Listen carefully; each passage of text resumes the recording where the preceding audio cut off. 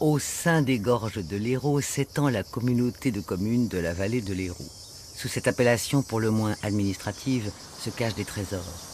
Saint-Guilhem-le-Désert, Saint-Jean-de-Fosse, le Pont du Diable et tant de savoir-faire tous liés à l'histoire et à la terre. Ces communes se regroupent autour d'une même volonté.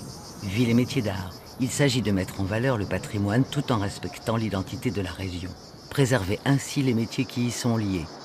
Côté patrimoine, attention, on part de très loin. Entre 3000 et 2000 ans avant Jésus-Christ, le dolmen du Puget, un des plus grands monuments funéraires de la région, un des plus beaux. 3 dalles de couverture, une chambre funéraire construite entièrement en pierre superposée. Cette pierre qui, dans cette région, suscite des passions. Comme en témoigne ce meilleur ouvrier de France, Frédéric Matteau, installé au domaine des Trois Fontaines, au Puget. C'est le contact avec la matière qui a fait que ça fait depuis 25 ans que je suis toujours dans le métier, quoi. Donc c'est un métier passion où on ne fait jamais la même chose. Il y a un côté artistique, il y a un côté création pour ceux qui aiment le côté création. Mais c'est vraiment très enrichissant personnellement de faire ce métier. Et en plus on travaille dehors au soleil, donc quoi rêver de mieux. Et là vous êtes aussi meilleur ouvrier de France. Oui, on va voir la pièce un peu plus loin. Oui. Là, on est dans l'espace de jardin, donc où il y a quelques pièces d'exposés pour faire voir un petit peu tout le travail qu'on peut faire.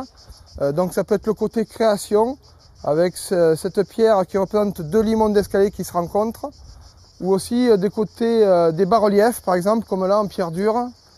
Voilà la pièce à laquelle j'ai été lauréat en 2004.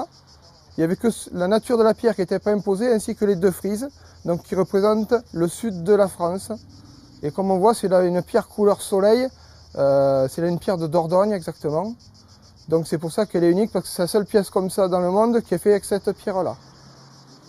En cette région, la pierre éclate, comme en cette abbaye de Saint-Sauveur de Gélone à Saint-Guilhem-le-Désert, construite au IXe siècle.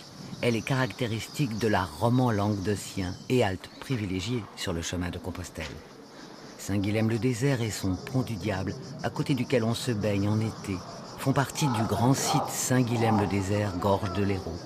Non loin de lui, la maison du grand site, réalisée par Rudi Ricciotti, présente un condensé des richesses de l'Hérault, et Dieu sait qu'il y en a. De l'olive à la vigne ou à la céramique, en passant par la maroquinerie, une drôle d'histoire avec un drôle d'artisan.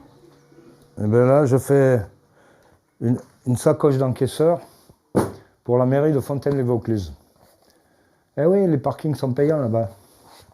Alors il faut que les gars aient des sacoches. Alors voilà, j'ai une commande de 2 sacoches, donc je viens de les couper. Ça c'est la partie la plus grande. Bon, ça se présente comme ça en gros. Il y a un fermoir. Donc à présent je suis à la retraite, j'ai un statut d'auto-entreprise pour pouvoir faire quelques expos, sortir un peu, présenter un peu de marchandises sur des points de vente. Et voilà, ne pas rester inactif. Au départ j'étais parti sur la bougie Bayadère, les bougies parfumées, etc. À la boutique, ou on bouquine, ou alors on attend le client. Ou, bon, donc en arrière-boutique je pouvais toujours travailler un petit peu, quoi. Et le cuir, bon, c'est une occupation l'été qui n'a pas d'inconvénient. Je n'ai pas fait roman, une formation précise, j'ai appris comme ça un peu sur le tas, quoi.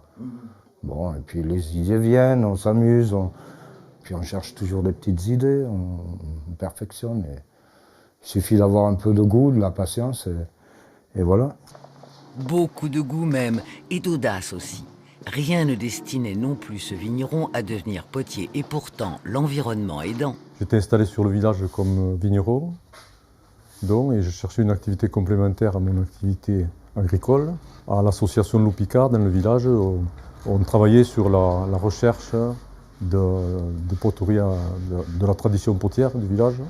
Et comme il y avait un tour à disposition, j'ai essayé de tourner. Et je me suis dit, pourquoi pas, on a décidé de faire revivre la poterie sur le village. Je suis devenu vigneron potier. La volonté d'association, ça a été de faire revivre la poterie sur le village.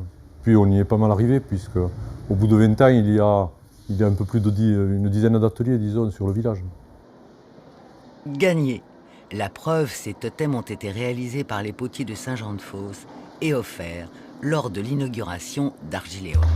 Argiléum, un musée, un espace, construit sur et autour des espaces de production d'un atelier du 19e siècle, l'atelier Sabadell. Et Sabadell accueille le visiteur dès l'entrée. L'idée était de bien montrer le contraste de deux époques et de raconter l'histoire séculaire des potiers, leurs techniques, avec les moyens scénographiques d'aujourd'hui. Et le résultat est spectaculaire. Invité à participer, interpellé à l'entrée de chaque espace, le visiteur s'y croit et y croit.